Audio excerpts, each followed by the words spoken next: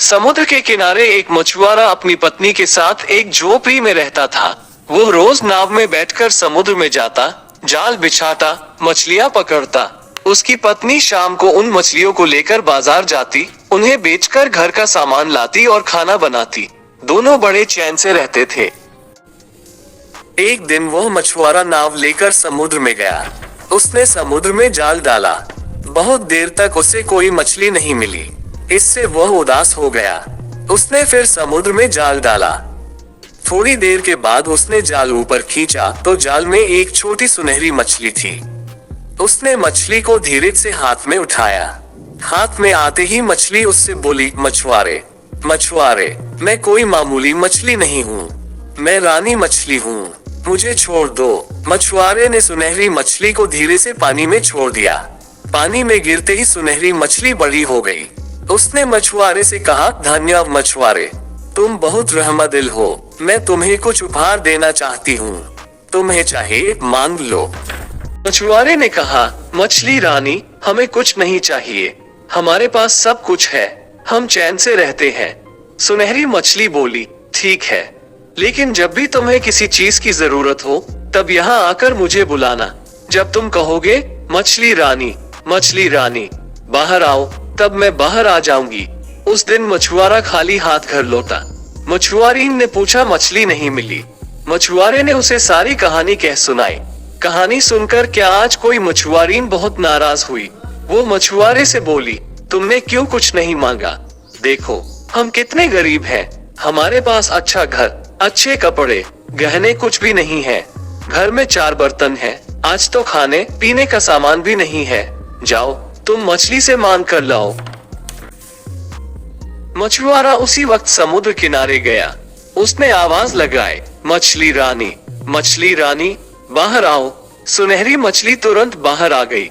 मछुआरे ने कहा, मेरी पत्नी घर, कपड़े, गहने, बर्तन और खाने का सामान मांग रही है, कृपा करके ये सब चीजें दे दो। मछली ने कहा, ठीक है, ऐसा ही होगा। इतना कहकर वो पानी में चली गई। मछुआरा भी वापस आ गया। वह अपनी झोपड़ी के पास पहुंचा। उसने देखा उसकी झोपड़ी की जगह बड़ा आलीशान मकान खड़ा था। मकान में सब चीजें थी। उसकी पत्नी नए कपड़े और गहने पहने हुए थी। वो बहुत खुश थी। थोड़े दिन बीते, मछुआरीन का लालच बढ़ गया। उसने एक दिन मछुआरे से कहा, हमारा घर तो बहुत छोटा है, हमारे पास नौकर चाकर भी नहीं है। जाओ मछली रानी से बंगला, खेत, घोड़ा, गाड़ियां, नौकर चाकर, सोना चांदी सब मांग लाओ। मछुआरे ने कहा, नहीं, इनकी जरूरत नहीं है, तुम लालच मत करो। लेकिन मछुआरी नहीं मानी।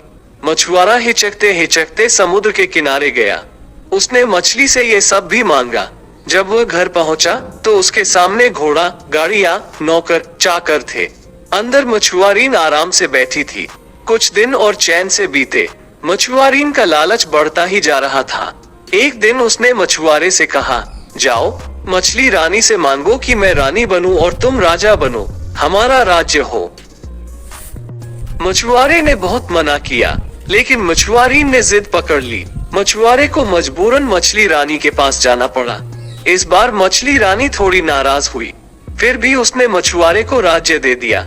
उसने मछुआरे को राजा बना दिया और मछुआरीन को रानी। थोड़े दिन और बीते।